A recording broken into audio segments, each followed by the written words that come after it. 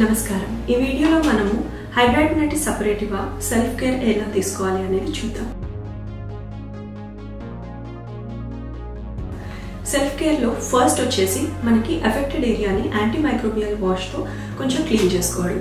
So ఇది చేయడం వల్ల మనకి అక్కడ ఏమైనా బ్యాక్టీరియాస్ ఏమైనా ఉంటే మాత్రం కొంచెం ఎక్కువ క్లియర్ అయ్యే అవకాశం ఉంటుంది. అలా అని ఎక్కువగా వాష్ చేయకూడదు. డేలో ఒక 2 to 3 times చేసుకుంటే చాలు. సెకండ్ పాయింట్ వచ్చేసి ఎక్కువ ఫ్రీక్వెంట్గా స్క్రబ్ చేయకూడదు. ఎందుకు అంటే అక్కడ మనకి మామూలుగా జనరల్గా ఎందుకు స్క్రబ్బింగ్ చేస్తారు అంటే డెడ్ స్కిన్ సెల్స్ ఎక్కువగా ఉందేమో, డర్టీగా ఉందేమో అని చెప్పి, బ్యాక్టీరియా ఎక్కువ ఉందేమో అని చెప్పి మామూలుగా స్క్రబ్ చేసేస్తే అదంతా పోతుంది అని చెప్పి స్క్రబ్ చేస్తూ ఉంటారు. First thing you have to quit scrubbing the skin, the affected area. So అట్లా చేయకపోవడం వల్ల మీకు ఆ ఇన్ఫ్లమేషన్ అనేది కొంచెం తగ్గి సో హెచ్ఎస్ అనేది కొంచెం కంట్రోల్లో ఉండడం జరుగుతుంది. ఆ పర్టికులర్ ఏరియాని జనరల్గా షేవ్ చేయకపోవడం మంచిది. ఇదంతా షేవ్ చేసేటప్పుడు మాత్రం చాలా కేర్ఫుల్గా చేసుకోవాలి. అండ్ షేవింగ్ అయిపోయిన తర్వాత after shave and after foam అనేది పెట్టుకుంటే మంచిది. అండ్ ఈ షేవింగ్ అండ్ వ్యాక్సింగ్ కాకుండా మీరు జనరల్గా లేజర్ హెయిర్ రిడక్షన్కి వెళ్తే ఈ ఫ్లేర్స్ నుంచి కొంచెం ఎక్కువ కాలం రిలీవ్ అయ్యే అవకాశం ఉంటుందన్నమాట. So consider laser hair reduction if you have hidradenitis suppurativa. In case అక్కడ మీకు పెయిన్ఫుల్ లంప్ కానీ అంటే బాగా రెడ్గా అయిపోయి ఇన్ఫ్లేమ్ అయిన ఒక లంప్ కానీ ఏమైనా ఉంటే హాట్ వాటర్ కంప్రెసెస్ చేసుకుంటే మంచిది.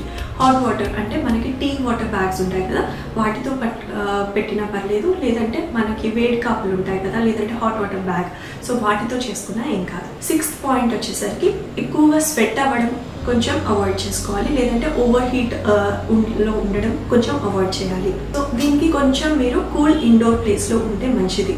అండ్ ఎక్కువగా హాట్గా ఉన్న ఏరియాస్లో ఎక్కువసేపు ఉంటే మీకు మళ్ళీ ఇది స్వెట్టింగ్ వచ్చేసి అక్కడ మళ్ళీ ఇరిటేట్ అయ్యే అవకాశం ఉంటుంది అండ్ హెచ్ఎస్ అగ్రివేట్ అయ్యే అవకాశం ఉంటుంది. సో ఈ యాంటీపర్స్పిరెంట్లో మనకి ఫ్రాగ్రెన్స్ ఫ్రీ, ఆల్కహాల్ లేకుండా, కొంచెం బేకింగ్ సోడా అట్లాంటివి ఏమీ లేకుండా, డైస్ ఏం లేకుండా ఉండే ఇంగ్రీడియంట్స్ చూస్ చేసుకుంటే మీకు కొంచెం రిలీఫ్ ఉండే అవకాశం ఉంటుంది. సో మీకు ఒకవేళ అక్కడ పుండు అనేది ఫామ్ అయింది అంటే అక్కడ పుండు దగ్గర జనరల్గా రెగ్యులర్ డ్రెస్సింగ్స్ అనేవి మీ డర్మటాలజిస్ట్ సజెస్ట్ చేస్తారు. సో ఆ ట్రీట్మెంట్ ప్లాన్ని ఫాలో అయితే మీకు కొంచెం ఆ డిశ్చార్జ్ అనేది కొంచెం కంట్రోల్ అయ్యే అవకాశం ఉంటుంది. ఈ హెచ్ఎస్ ఈ హైడ్రాటినైటిస్ సపరేటివా ఫ్లేర్స్ ఉన్నప్పుడు లూజ్ ఫిట్టింగ్ క్లోత్స్ వేసుకుంటే మంచిది. టైట్ లేదంటే ఫర్మ్ ఫిట్టింగ్ క్లోత్స్ వేసుకుంటే కొంచెం ప్రెషర్ ఎక్కువ అయ్యి ఇన్ఫ్లమేషన్ ఎక్కువ అయ్యే అవకాశం ఉంటుంది. అండ్ లాస్ట్ 2 పాయింట్స్ వచ్చేసి ఆల్రెడీ మీకు తెలిసినవే అండ్ ఇంతకుముందు నేను వీడియోస్లో కూడా ఎక్స్ప్లెయిన్ చేస్తున్నాను. ఓవర్ వెయిట్ ఏమన్నా ఉంటే మాత్రం అది ఖచ్చితంగా మీరు వెయిట్ రిడక్షన్ ప్రోగ్రామ్ ఖచ్చితంగా చూసుకోవాలి. అండ్ స్మోకింగ్ ఉంటే మాత్రం you have to quit smoking. Thank you.